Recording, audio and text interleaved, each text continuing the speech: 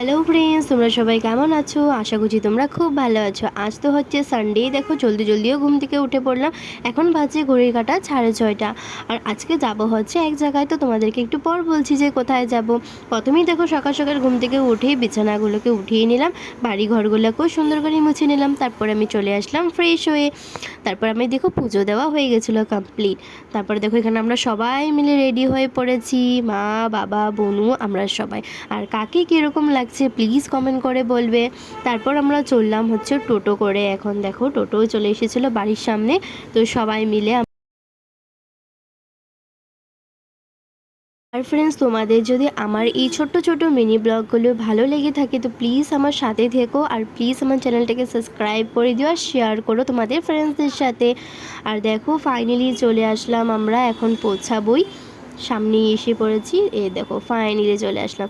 আজকে আমরা চলে এসেছিলাম হচ্ছে বুদ্ধ মন্দিরে। আজকে আমাদের বুদ্ধ মন্দিরে আছে হচ্ছে কঠিন চিবর দান।